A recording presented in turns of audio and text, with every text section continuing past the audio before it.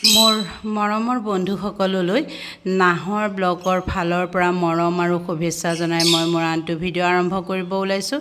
এই যে কাপোৰযোৰ দেখিছে, এই বটল গ্ৰীণৰ কাপোৰযোৰত মই যে এই ফুলটো কেনেদৰে তুলিলোঁ তাকে আপোনালোকক দেখুৱাবলৈ ওলাইছোঁ, যাতে আপোনালোকেও এনেদৰে কাপোৰ বনাব পাৰে।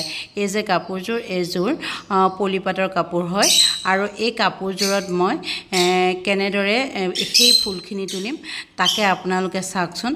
চাই আপোনালোকে নিজেও এনেদৰে কাপোৰ বনাই পিন্ধিব পাৰিব।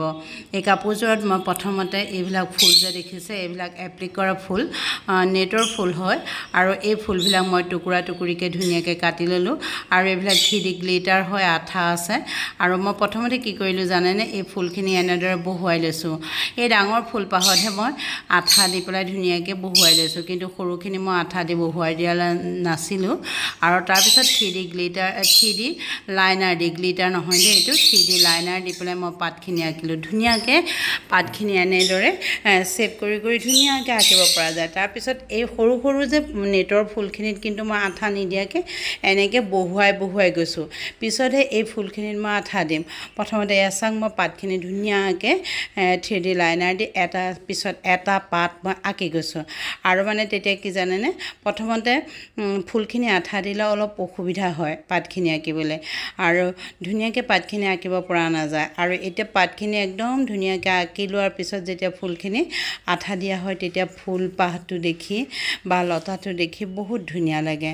আপোনালোকৰ নিজৰ লগত কথা, প্ৰথমতে আঠা দিও ল'ব পাৰে বা পাতটো আঁকিও ল'ব পাৰে বা কাৰ্বন দিও ফুলপাহ ধুনীয়াকৈ আঁকি ল'ব পাৰে। মই আকৌ কাৰ্বনৰ সুবিধাটো বিশেষকৈ নলওঁ, সেইকাৰণে নিজে ওপৰে ওপৰে আঁকি দিওঁ। যে বেছিভাগ ফুলেই মই তেনেকৈ আঁকি দিওঁ, অতি সহজতে কামবিলাক কৰিবলৈ চাওঁ আৰু সহজতে কম সময়তে সোনকালে কামবিলাক কেনেকৈ হয় সেইটো বিশেষকৈ চাওঁ।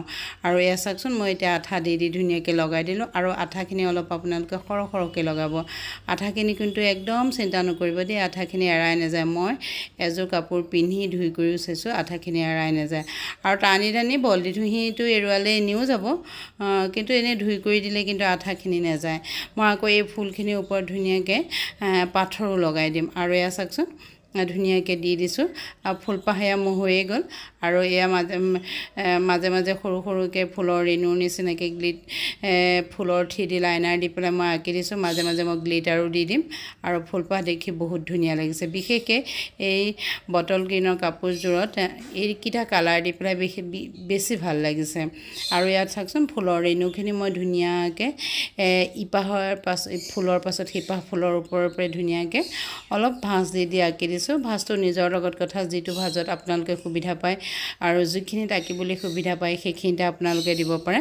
আৰু চাওক, মই অকল কমলা ৰংটো দিয়ে দিছোঁ ইয়াত, আৰু বেছি কালাৰ দিয়া নাইকিয়া। বগা ৰংটোৱে জিলিকে, বটল গ্ৰীণৰ কালাৰত কমলা ৰং, হালধীয়া ৰং, বগা ৰঙে বিশেষকৈ জিলিকে। ইয়াত আকৌ গুলপীয়া ফুলকেইপাহো ধুনীয়াকৈ জিলিকি উঠিছে। এয়া মই লাহে লাহে দি দিলোঁ। বন্ধুসকল, আপোনালোকে কৰি চাবচোন। আৰু যদি আপোনালোকৰ অসুবিধা হয় তেতিয়াহ'লে কাৰ্বন দি আঁকি ল'ব ফুলকেইপাহ, আৰু তেতিয়া আৰু বেছি ধুনীয়া হ'ব। কাৰ্বন আকৌ বগা কাৰ্বন ল'ব, তেতিয়া মানে কি হ'ব জানেনে, এই ডাৰ্ক কালাৰৰ কাপোৰবিলাকত বগা কাৰ্বনত আঁকিলেহে ফুলপাহ ধুনীয়াকৈ জিলিকি উঠে। এতিয়া মই কি কৰিম জানেনে, মই চিলভাৰ কালাৰৰ গ্লিটাৰ দিছোঁ। মই গল্ডেন কালাৰ গ্লিটাৰখিনি মোৰ শেষ হ'ল, সেইকাৰণে মই এতিয়া কি কৰিলোঁ, চিলভাৰ কালাৰ গ্লিটাৰ দি পেলাই ধুনীয়াকৈ দি দিছোঁ। গ্লিটাৰটো দিলে কি হয়, ফুলপাহ আৰু অকণ উজ্বলি উঠে, দেখি বহুত ধুনীয়া লাগে। সেইকাৰণে মই গ্লিটাৰটো অকণমান প্ৰয়োগ কৰোঁৱেই ফুলৰ আশে পাশে, তেতিয়া মানে দেখি ভাল লাগে, কাপোৰযোৰ ধুনীয়াকৈ উজ্বলি উঠে। এয়া মই ফুলৰ ৰেণুখিনি মাজে মাজে গ্লিটাৰ দি দিছোঁ, কাৰণ ফুলকেইপাহতটো আৰু পাতখিনিতো গ্লিটাৰ দিবই নোৱাৰি। সেইকাৰণে ফুলৰ ৰেণুখিনি মাজে মাজে মই ধুনীয়াকৈ গ্লিটাৰ দি দিছোঁ। গ্লিটাৰ অকণমান বেছি হ'লেও কথা নাই, অকণমান বেছিকৈ জিলিকিব আৰু বিশেষকৈ বেছিহে ভাল লাগিব তেতিয়া। সেইকাৰণে মই বেছিকৈ টোপালটো পৰিলেও মই আকৌ উঠাই নানো, ধুনীয়াকৈ লাগে মানে দেখিবলৈ, সেইকাৰণে মই দিয়ে দিওঁ। আৰু আপোনালোকৰ বাৰু এই ফুলপাহ ভাল লাগিছেনে বন্ধুসকল? চাওকচোন, মই কিন্তু আইডিয়াৰ ওপৰতে ফুলপাহ আঁকি দিলোঁ, বেলেগকৈ আঁকি লোৱা নাছিলোঁ। বেলেগকৈ আঁকি ল'বও পাৰি, কিন্তু আঁকি লোৱা নাছিলোঁ। আৰু মোৰ কাপোৰযোৰ হৈ গ'ল। এয়া চাওক, ফুলকেইপাহে কাপোৰযোৰ কিমান ধুনীয়াকৈ শুৱাইছে। মোৰ হ'লে বহুত ভাল লাগিছে। আপোনালোকৰ বাৰু ভাল লাগিছেনে? এই যে সৰু সৰু ফুলকেইপাহ দেখিছে, সেয়া বুটা দিছিলোঁ। এইটো আঁচল হয়, চাদৰখনৰ এটা আঁচল। এটা আঁচলত মই 4পাহ ফুল দিছিলোঁ। লতাৰ নিচিনাকৈ চাৰিওপাহ ফুলৰ লতাটোৱে দেখি ধুনীয়া লাগিছে আৰু মাজে মাজে এই সৰু সৰু বুটাটো এই বগা গোলপীয়া আৰু হালধীয়া কালাৰৰ বুটাটো ধুনীয়াকৈ দি দিছিলোঁ গোটেই চাদৰখনত আৰু চাদৰখনৰ মাজত বুকুত পৰাকৈও ধুনীয়াকৈ ফুলৰ লতা দুটা দিছিলোঁ দুফালে এটা চাইডে বুকুত পৰিব আৰু এটা চাইডে হাতত পৰিব আপুনি মানে বন্ধুসকল আপোনালোকে যোনফালে দিয়ে নলয় মানে সেইফালে দিয়ে লতাটো ধুনীয়াকৈ জিলিকি উঠিব এয়া চাওকচোন ইফালেদি ল'লেও মই ধুনীয়াকৈ আঁকি দিয়া আছে সিফালেদি ল'লেও ধুনীয়াকৈ আঁকি দিয়া আছে আৰু এইটো আচলতে মই চাৰিপাহ ফুল দিছিলোঁ সেই ফুলকেইপাহো ধুনীয়াকৈ জিলিকি উঠিছে আৰু মাজৰ বুটাকেইটাই কাপোৰযোৰ বেছি উজ্বলাই তুলিছে আৰু কালাৰকেইটাৰ কথাটো ক'বই নালাগে আপোনালোকৰ বা কেনেকুৱা লাগিছে মোৰ হ'লে বহুত ভাল লাগিছে আৰু মেখেলাখনতো মই তলত তিনিপাহ ফুল দিছিলোঁ মেখেলাখনো বহুত ধুনীয়া লাগিছে চাদৰখন এয়া চাওক আঁতৰৰ পৰা ইমান ধুনীয়া লাগিছে নহয় একদম